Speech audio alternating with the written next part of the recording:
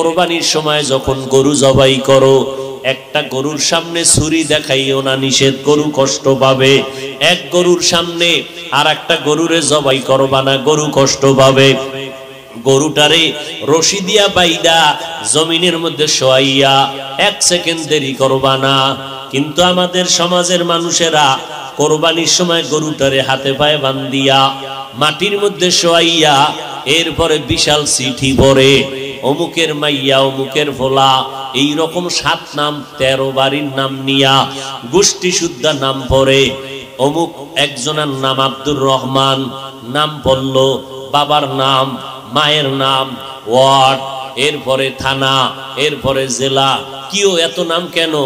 আমার এই নামে তো অমুক জেলায় আরো থাকতে পারে, যদি এই জেলার নাম না কও তাহলে আমার দোয়া তো আর এক জেলায় চলে যাইব।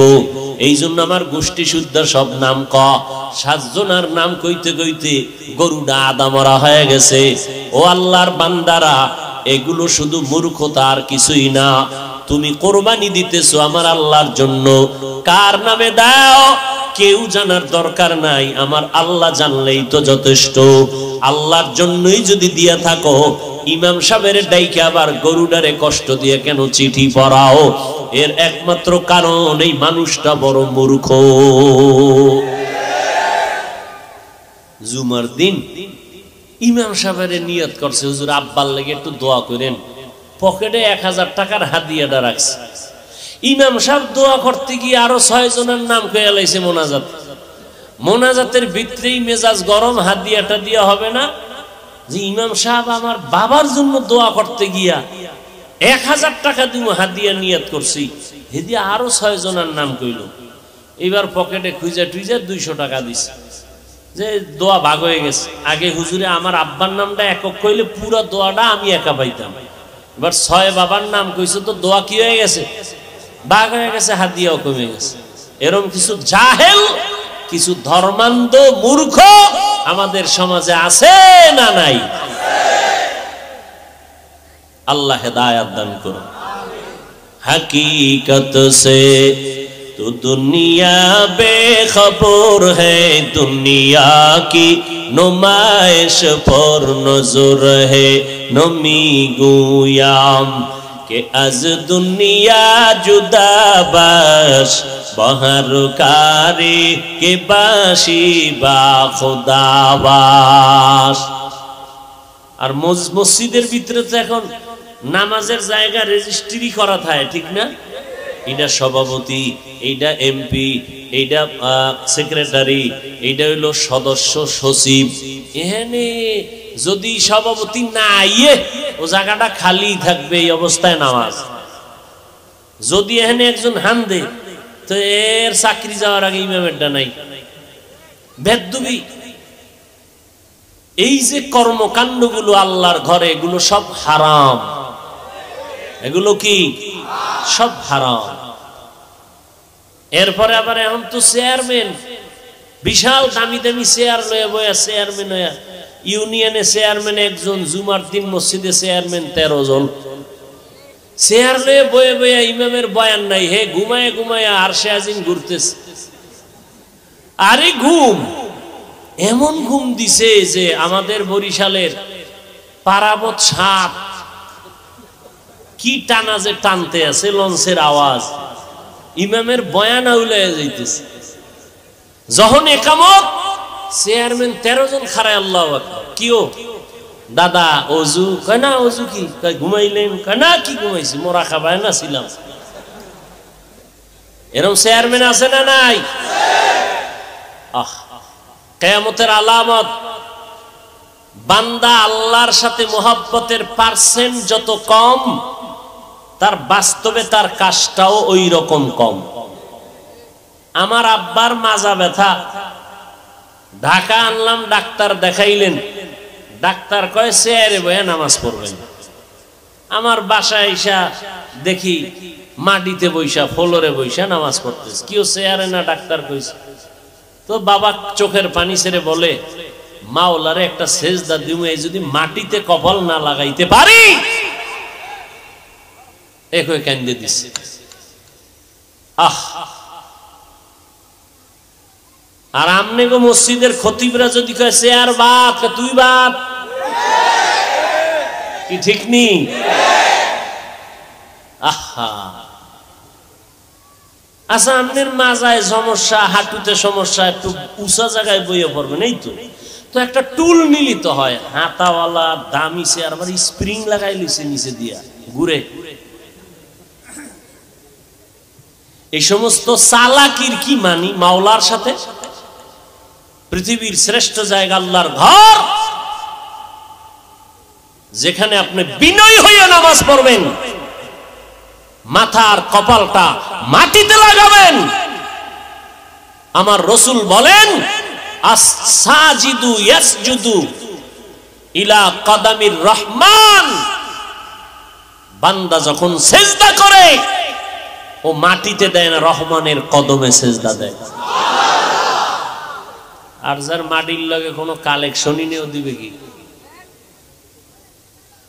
হায় হায় হায় হায় হায়। যাক, বেশি কথা খাওয়া যাইব না। কোন দিকের বাতাস আবার কোন দিকে যায়, আল্লাহ হেদায়াত দান করুন।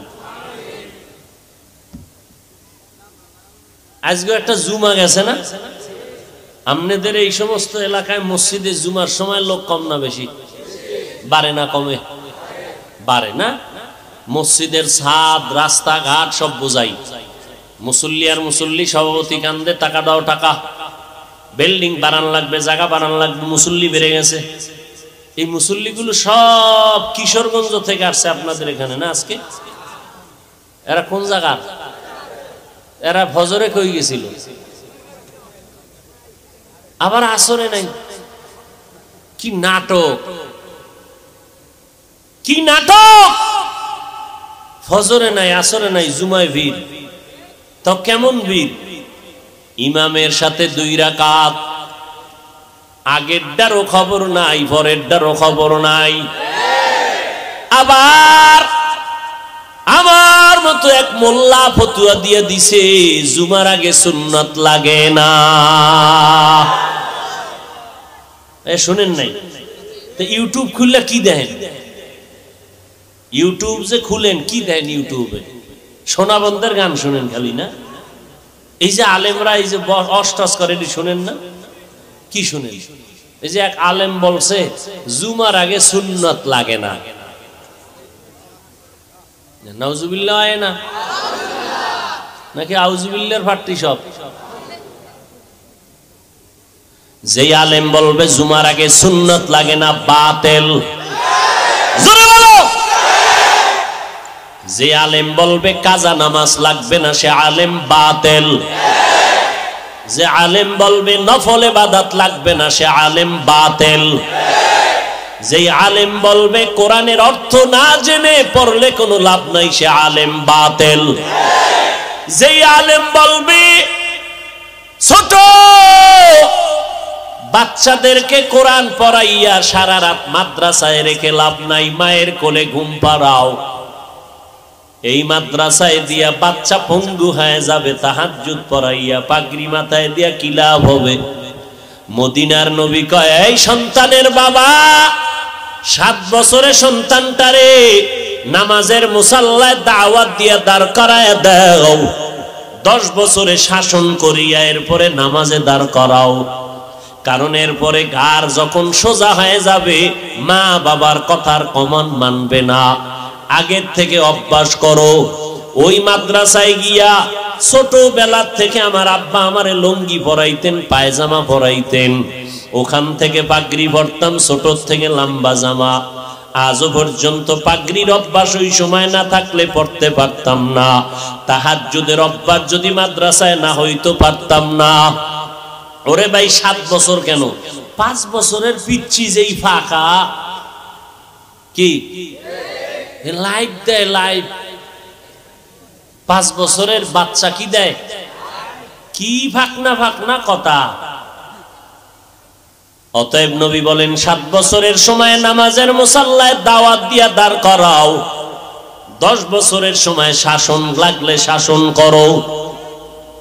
নবীর তাবিজ উপেক্ষা করার উপায় নাই। ছোট থেকে যদি করতে না পারো, পরবর্তীতে আর গড়ার কায়দা নাই। বাসায় রাখবা মায়ের কোলে, মায়ের কোলে থাইকা বান্দা বাচ্চাটা কোরআন শিখতে পারবে না জীবনেও। সে মোবাইল চালায়া চালায়া সব জীবনটারে নষ্ট করবে। বলবে আম্মু খানা দরকার নাই মোবাইল দাও, ঘুম দরকার নাই মোবাইল দাও, বাথরুমে বসলেও মোবাইল লাগবে, কান্না বন্ধ করার জন্য মোবাইল দাও। আর মোবাইল হলো চরিত্র ধ্বংস করার একটা হাতিয়ার।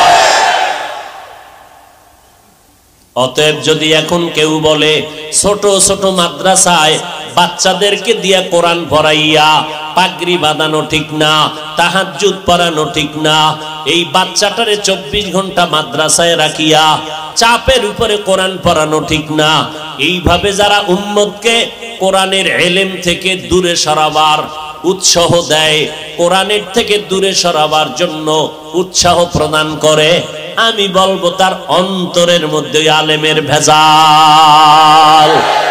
এলমেরা এজাজু করদান বেহিসাব, খলকেরা দাদান জওয়াবে বাসওয়াব, হক না দারাত দোস্তে খলকা জারেরা, নিস্তে ই খসলতে একে দিনদারেরা।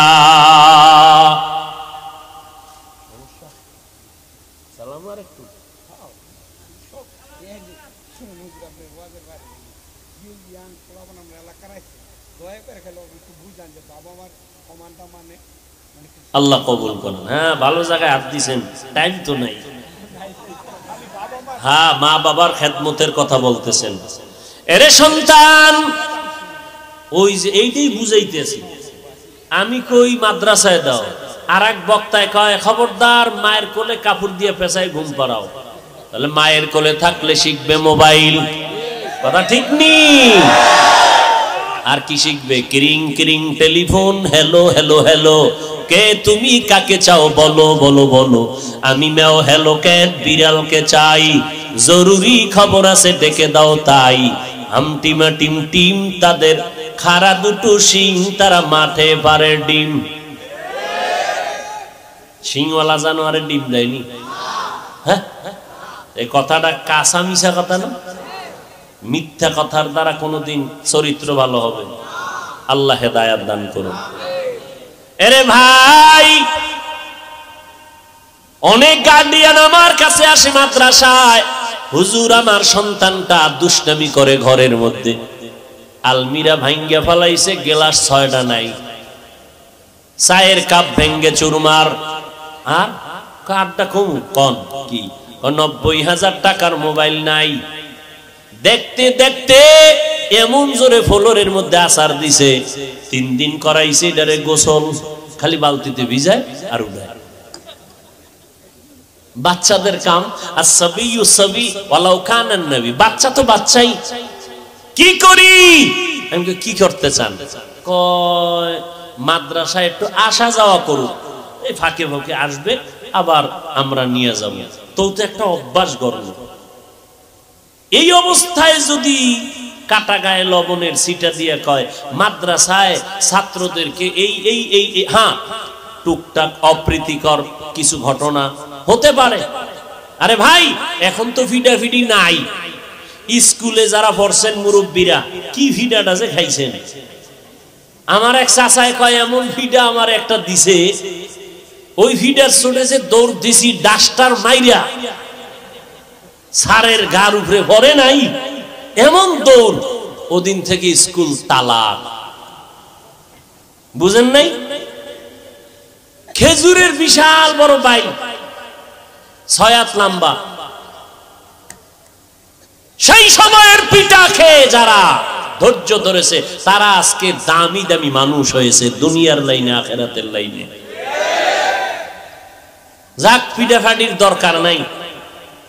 কমলমতি শিশু বাচ্চা, এদেরকে আদর আপ্যায়ন করে আমরা এদেরকে যতটুকু সম্ভব শিক্ষা দিব, কথা ঠিক না? এরপরও আমাদের সব মাদ্রাসায় বিষয়ে হুঁশিয়ারি সংকেত আছে। কোন ছাত্রের হাতের তালুতে 2-1টা প্রয়োজনে দিবেন, তাও ওজনটা কেমন হবে? আপনার রাগ আছে 90, কিন্তু ওর হাতের বাড়ি দিতে হবে মাত্র 5%। ওই 90 এর রাগ দিয়ে বাড়ি দিলে আমিও সইতে পারুম না। যদি দেন আল্লাহর আদালতে জালেম হইয়া হিসাব দিতে হবে। স্পষ্ট বলছি হুজুরদেরকে সেদিনও মিটিং এ, যে স্পষ্ট আল্লাহর কাছে জালেম হবেন, জালেম। এরপরও টুকটাক যদি কিছু হয়, এটা পাবলিকের বললে কি আলেমের সম্মান বাড়াইলো? ওই আলেম পাবলিকের সামনে এই সমস্ত কথা বললে কি মানুষ আলেম ওলামাদের প্রতি ভক্তি বাড়বে না ভক্তি নষ্ট হবে? তাহলে এই সমস্ত আলেমদেরকে আমরা পরিপূর্ণ আহলে হক মনে করতে পারি না। এদের অন্তরে ঝামেলা আছে, এরা শুধু ফিতনা বাজায়, সমাধান দিতে পারে না। যাবেন মসজিদে নামাজ পড়বেন, সেখানের মধ্যেও ফিতনা। কি ভাই বলে জোরে জোরে আমিন বলতে হবে, না হয় তোমার নামাজ পরিপূর্ণ হক আদায় হবে না। নাভির নিচে হাত বাঁধলে হবে না, বুকের উপরে লাগাও। ও ভাই তুমি বুকে হাত বাঁধো, আমগো কোনো টেনশন নাই। জোরে আমিন বলো, কোনো টেনশন নাই। মক্কা শরীফ যারা গেছেন, মদিনায় গেছেন, মক্কায় হজে গেলেন, ওমরায় গেলেন, হাজারো লাখো মানুষ নামাজে দাঁড়ায় গেল। একটা টানা 1.5 ঘন্টা ঘুমাইছে। একামত যখন হয়ে গেল, দাঁড়ায় হাত বাইদে রেডি। একটা নামাজে দাঁড়াইছে, মোবাইল আইছে, মোবাইল পকেট থেকে বাইক করে হেলু, নামাজের ভিতরে হেলু। এরপর কি জানি হ্যান তো কইছে, আবার চলা চলা, নামাজের ভিতরে আছি, কাইটে কাইটে পকেটে দিয়ে আবার জায়গায় খারাপ হয়ে গেছে। আর একটা দেখলাম নামাজে দাঁড়াই টাড়াই রুকু টুকু দিল, সেজদায় যাওয়ার আগে পকেট থেকে কি যেন বাইর করছে। উম্মা নামাজ পড়ে দেই একটা কাঠ, বিশাল এক কাঠের টুকরা। কিও? সারা দুনিয়াটা ইবলিস সেজদা কইরা নাপাক করছে, আমি কই দেব, এজন্য কাঠের উপরে দিছি। এত ফেরকা সৌদি মক্কা মদিনায়, কিন্তু কই কিলাকিলি নাই, গীবত শিকায়াত নাই, কোনো দ্বন্দ্ব নাই। বুঝলাম না আমার সোনার বাংলার মধ্যে এত ধাক্কা ধাক্কি মুসলমানের মধ্যে ঢুকলো কেন? এত গীবত শিকায়াত কেন? চরমনায়ের বিরুদ্ধে গান, তাবলীগের বিরুদ্ধে গান। তাবলীগে গিয়া কোনো লাভ নাই, চরমনায় গিয়া লাভ নাই। ও আল্লাহর বান্দারা, কওমি মাদ্রাসায় পড়ে লাভ নাই, দেওবন্দীদের কাছে গেলে লাভ নাই, হাটহাজারি গেলে লাভ নাই। এই সমস্ত কথা বলে বলে মানুষকে বিভ্রান্ত করা হয়।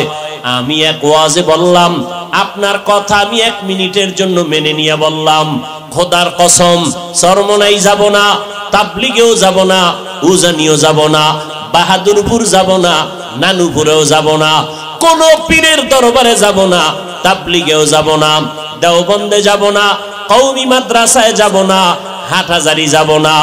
যাব কই? ঠিকানাটা দাও ভাইজান। এমন এক ঠিকানা দাও যেখানে গেলে দাড়ি কামানেওয়ালার দাড়ি উঠবে, যেই ঠিকানায় গেলে আমি বান্দার দিলটা নরম হবে, যেই ঠিকানায় যাওয়ার পর ওই আলেমের বয়ান শুনলে চোখে পানি আসবে, গাঞ্জাখোর গাঞ্জা ছেড়ে দিবে, বেনামাজি নামাজি হবে, সুদখোরেরা সুদ ছেড়ে দিবে।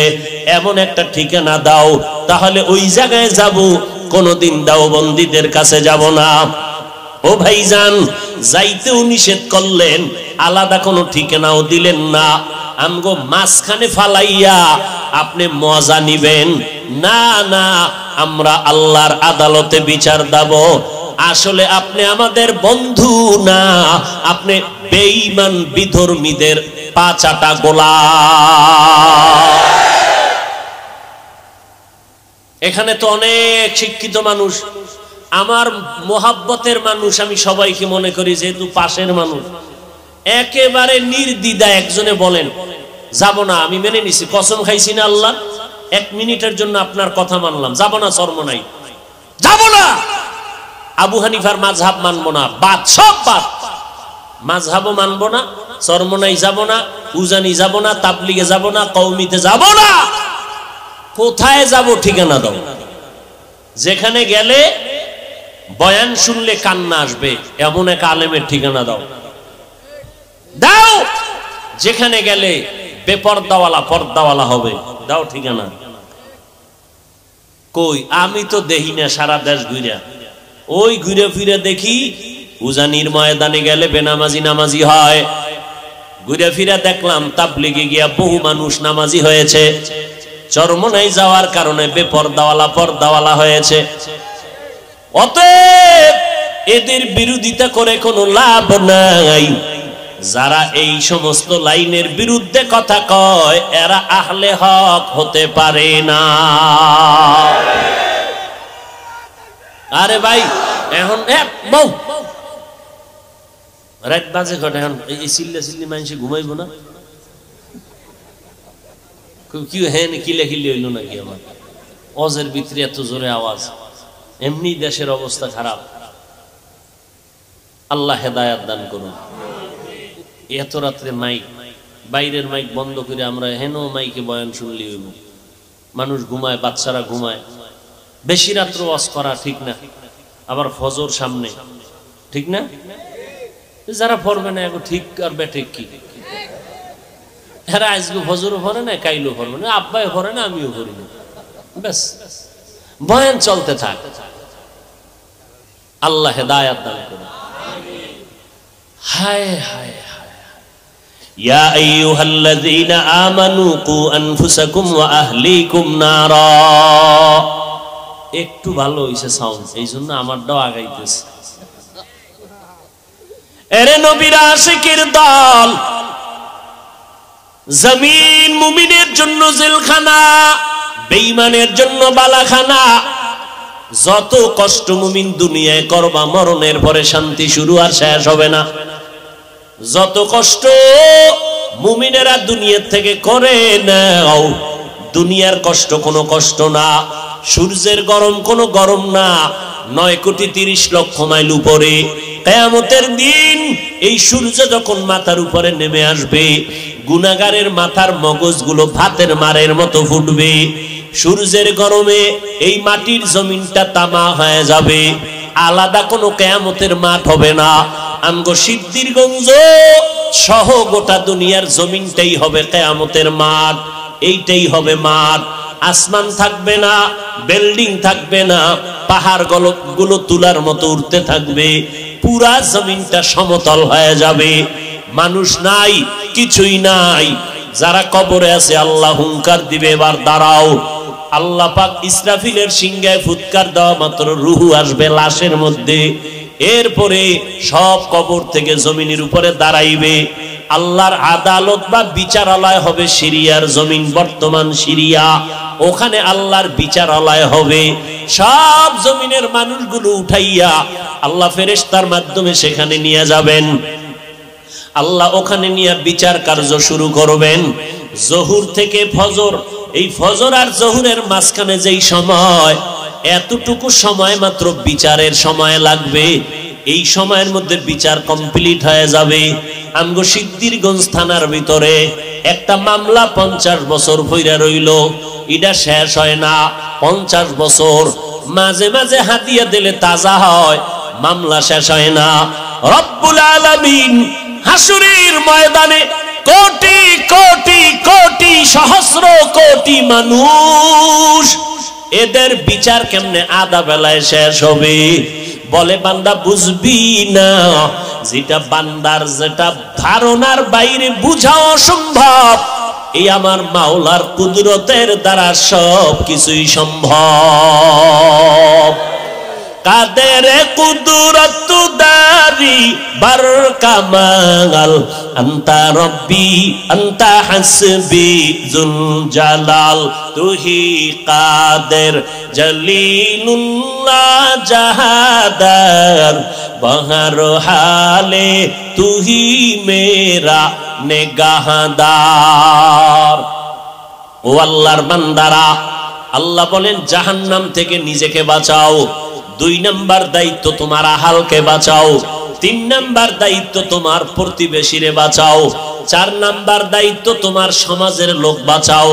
5 নাম্বারে যদি সময় পাও উম্মত নিয়ে চিন্তা করো, উম্মতের সিরিয়াল 5, সমাজের চিন্তা করবা সিরিয়াল 4, ঘরের পাশের লোকের চিন্তা করবা সিরিয়াল 3, নিজের মাইয়া ভোলা স্ত্রীর চিন্তা করবা সিরিয়াল 2। 1 নাম্বার সিরিয়াল নিজে আগে জাহান্নাম থেকে বাঁচো। জাহান্নাম থেকে বাঁচার মানে গুনাহ থেকে নিজেরে বাঁচাও, কারণ গুনাহগারের পরিণাম ফল হলো জাহান্নাম। ও এলাকার মুসলমানেরা, এরে যুবক, ওই অন্ধকার কবরে যাওয়ার আগে নিজেকে জাহান্নাম থেকে বাঁচাও, কারণ জাহান্নামের আগুনের ইন্ধন হবে মানুষ আর পাথর। দুনিয়ার আগুন জ্বালাইতে গিয়া নরম নরম জিনিস দিয়ে আগুনকে প্রজ্বলিত করা হয়। আল্লাহ কয় জাহান্নামের আগুনটা আমি প্রজ্বলিত করব মানুষ আর পাথরের দ্বারা। অধিকাংশ মানুষ কোন মানুষ? আমি আল্লাহ পাক যারে এত নেয়ামত দিলাম, সূর্যের আলোটা ফিরিয়ে দিলাম, চন্দ্রের আলো ফিরিয়ে দিয়া দিলাম, বাতাসটাও ফিরিয়ে দিলাম, নদীর পানি ফিরি, ও বান্দা জমিনটাও ফিরিয়ে দিলাম। আমি আল্লাহ বিনিময়ে তোমার থেকে এই কথাও বলি নাই। এত কিছু দেওয়ার পর তোমার কাজ হলো সারা রাত আমারে ডাকবা? আল্লাহ কয় না। সারাদিন রোজা রাখবা? আল্লাহ বলে না। ব্যবসা করো, বাধা নাই। চাকরিজীবীরা চাকরি করো, বাধা নাই। লেখাপড়া করনেওয়ালারা স্কুল কলেজে লেখাপড়া করো, বাধা নাই। ইঞ্জিনিয়ার হও, ডাক্তার হও, সাংবাদিক হও, এসপি হও, ডিসি হও, এমপি মন্ত্রী হও, ইসলাম তোমাকে বাধা দেয় না। ইসলাম কি কয় জানো? ও বান্দা, সব তোমার জন্য ছেড়ে দিলাম। দিন রাত মিলাইয়া 24টা ঘন্টা, 22টা ঘন্টা তুমি তোমার কাজে লাগাও। মাত্র 2টা ঘন্টা সময় আমি আল্লাহর মোহাব্বতে তোমার কল্যাণে ব্যয় করো। বলে তা কেমনে? 2 ঘন্টা সময় কি একসাথে বের করা যায়? কয় যায় না, ব্যস্ত। আল্লাহ কয় একসাথেও চাই না, তো কেমনে চাই? ফজরের 4 রাকাত নামাজে 20 মিনিট দিয়া তুমি তোমার দোকানে চলে যাও। আবার জোহরের সময় আইসা 10 রাকাত নামাজে 20 মিনিট দিয়া আবার তুমি তোমার ব্যবসায় চলে যাও। আবার আসরের 4 রাকাত নামাজে 20 মিনিট দাও, এরপরে তুমি আবার দোকানে যাও। মাগরিবের 5 রাকাত নামাজে আবার 20 মিনিট দিয়া তুমি তোমার সংসারের কাজে চলে যাও। এশার নামাজ ঘরের মধ্যে যাও, তোমার ব্যবসাও ঠিক রাখো, চাকরিও ঠিক রাখো, এদিকে মাওলার কাছে ডিউটিও ঠিক রাখো। এশার নামাজটা পড়িয়া ঘরের মধ্যে যাইয়া সন্তানের সময় দাও। সারাদিন ব্যবসার কারণে পারো নাই, সারাদিন চাকরির কারণে মাইয়া বলারে সময় দিতে পারো নাই। এশার নামাজটা পড়িয়া ঘরের মধ্যে যাইয়া সন্তানদের সময় দাও, স্ত্রীকে সময় দাও। কিন্তু কপাল খারাপ, 2টা ঘন্টা সময় দিতে পারলা না, সন্তানের সময় দিতে পারলা না। সারাটা দিন রাত্র মোবাইলে সময় কাটাইবার সময় না পাইয়া ঘরের মধ্যে আইসা সন্তান আব্বু কয়ে ডাকে, তুমি ফিরিয়া তাকাও না। মা সময় চায় দাও না, তুমি বিছানায় বসে খাইয়ে লইয়ার পেটটা ভারী করে মোবাইল নিয়ে বসে গেলা মোরাকাবায়। এইবার মোবাইল চাইতে চাইতে ঘুমাইয়া গেল, সন্তানের সময় দিলা না, স্ত্রীকেও দিলা না। মোবাইলটা চাইতে চাইতে তোমার চোখের পাওয়ার নাই, কানের পাওয়ার নাই, হার্ট দুর্বল, মাথা ব্যথা বেড়ে গেছে, এখন আর কোনো কাজে মন বসে না, মেধাটাও সংকুচিত হয়ে গেল। এখন সকালবেলা আবার উঠা ফজরের নামাজটাও পড়লা না। তুমি আবার 8টা 9টায় উঠিয়া 1.5 প্লেট খাইয়া আবার তুমি চলে গেলা সময়। কিন্তু দেখো ও আল্লাহর বান্দা, আমগো মতো হুজুরও হওয়ার দরকার নাই। তোমার লাইনের মানুষটা দেখো, জেনারেল লাইনের মানুষ, কোনদিন মাদ্রাসায় আলিফ বাতা পড়ে নাই, অথচ নজর করে দেখো তোমার লাইনের মানুষটা সিদ্ধিরগঞ্জ বাজারে ব্যবসা করে, 5 বেলার নামাজ পড়ে। এই রকম ব্যবসায়ী আছে না নাই? বলো বাবা, তুমি কেন পারবা না? তোমার আমার মতো যুবক র্যাব, আর্মি, পুলিশ, বিডিআরের চাকরি করে 5 বেলার নামাজ বাদ দেয় না, অভাব নাই। আল্লাহ বিবেক দিছে, জিজ্ঞাসা করো তুমি কেন পারবা না? তোমার আমার মতো যুবক স্কুল কলেজে পড়ে 5 বেলার নামাজ ছাড়ে না, অভাব নাই। বলো বাবা, তুমি কেন পারবা না?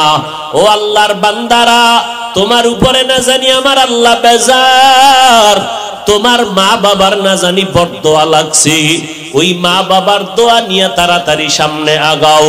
জাহান্নামের গরম সইতে পারবা না, সূর্যের গরম এখনই সইতে পারি না। ও আল্লাহর বান্দা, একটা মশার কামড় সইতে পারি না। ও সিদ্ধিরগঞ্জের মুসলমানেরা, আজকে আমি যদি প্যান্ট শার্টটাই লাগাইয়া তোমার মতো রাস্তায় চলতাম, আমি হাফিজুর রহমান রে কেউ বাধা দিতে পারতো না।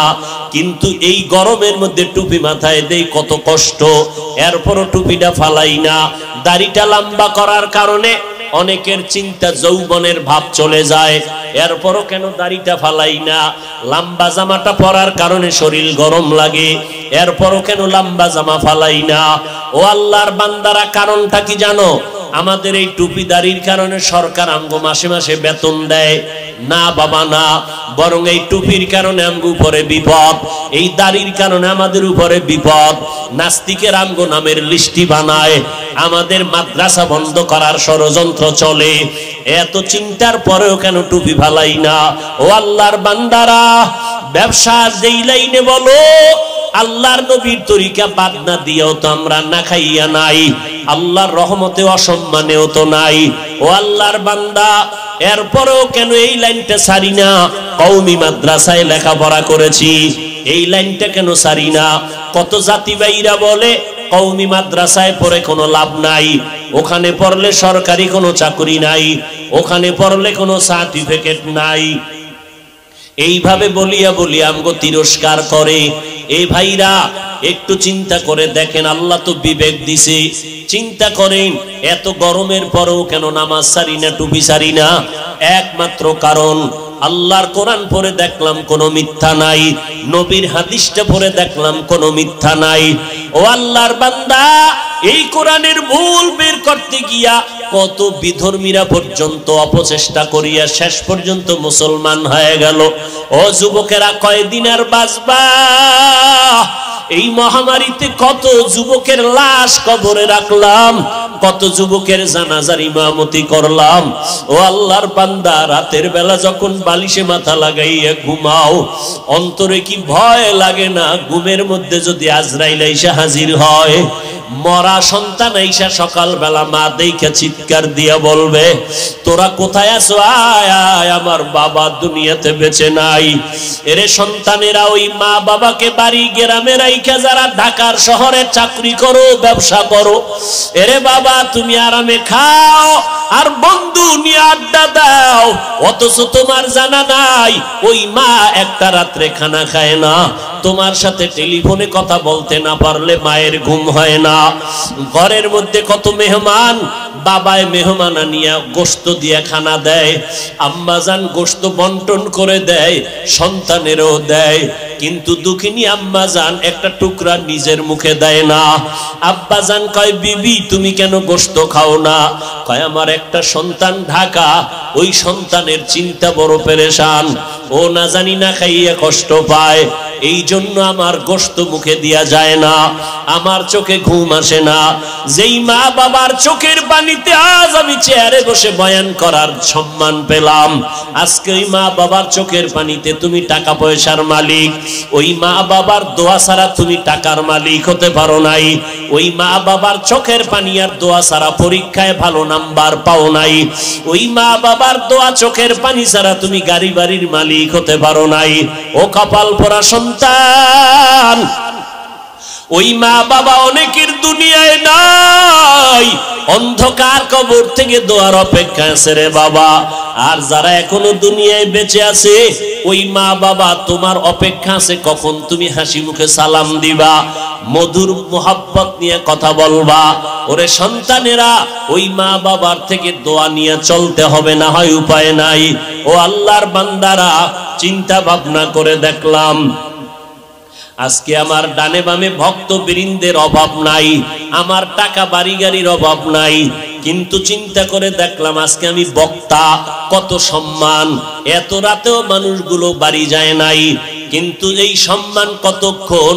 দুইটা চক্ষু যখন বন্ধ হয়ে যাবে, আমার গায়ের জামা কাপড় সব কেটে রেখে দিবে, তিনটা সাদা কাপড়ের প্যাকেট যেদিন বানানো হবে, ওই দিন দেখবো কে আমার সাথে যায়, আসল বাস্তবতা হলো কেউ আমার সাথে আর কবরে যাবে না, তোমার কবরও যাবে না। তুমি কয় টাকার মালিক এই প্রশ্ন ফেরেশতারাও করবে না। তুমি কি পরিমাণ শিক্ষা গ্রহণ করছো এই প্রশ্ন করা হবে না। ওই কবরে তিনটা প্রশ্ন হবে আমাকে, আপনাদের সবাইকে। রবের পরিচয় দাও, ধর্মের পরিচয় দাও, রাহমাতুল লিল আলামিনের পরিচয় দাও। এই তিনটা প্রশ্নের জবাব যারা দিতে পারবে তাদের কবর হবে জান্নাতের বাগান। কারা পারবে? দুনিয়াতে যারা রবের গোলামি করে যাবে, দুনিয়াতে যারা ইসলাম অনুযায়ী চলবে, নবীর সুন্নাত অনুযায়ী আঙ্গুলের নখগুলো কাটবে, মাথার চুলগুলো নবীর তরিকায় রাখবে, জুতা দুইটা নবীর তরিকায় পরবে, বাথরুমে ঢুকতে আর বের হইতে নবীর সুন্নাত যারা মানবে, আমার পোশাকটা গায়ে পড়তে খুলতে নবীর তরিকা আছে যারা মেনে চলবে, এরা যখন কবরে গিয়া জবাব দিবে জান্নাত হয়ে যাবে।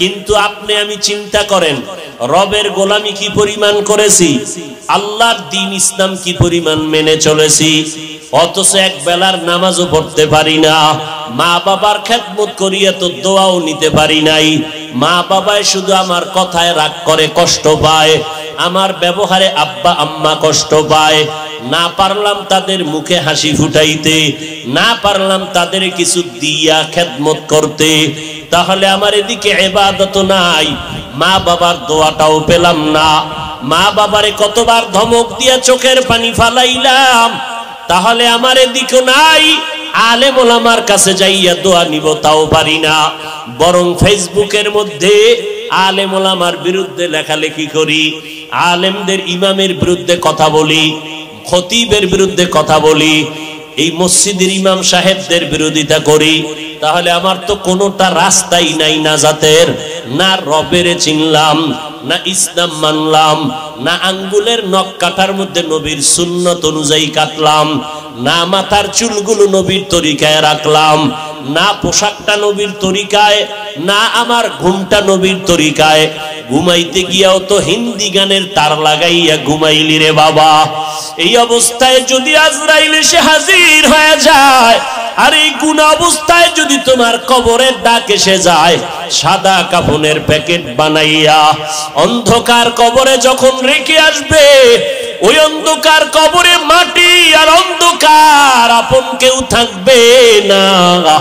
ওই কবরের মধ্যে রাখার পরে তিনটা প্রশ্ন তোমাকেও করা হবে। রবের পরিচয় দাও, ধর্মের পরিচয় দাও, রাহমাতুল লিল আলামিনের পরিচয় দাও। একটা প্রশ্নের জবাব দিতে পারবা না রে বাবা।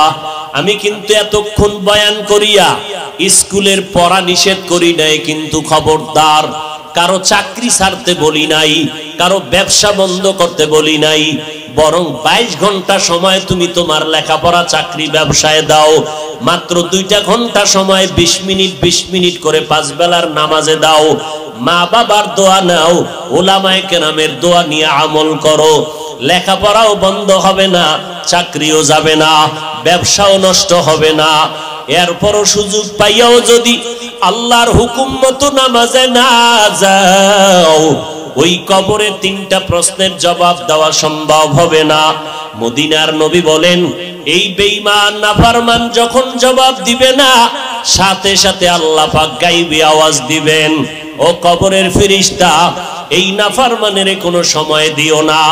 দুনিয়াতে বহু সময় পাইয়া শুকর আদায় করে নাই, আমার নেয়ামত খাইয়া শুকর আদায় করে নাই, এখনই কবরে জাহান্নামের বিছানা দিয়া দাও, কবরের মধ্যে জাহান্নামের সাথে রাস্তা বানাও, পুরা কবরের মধ্যে জাহান্নামের আগুন, একটা না 2টা না 99টা সাপ কবর ভরে যাবে।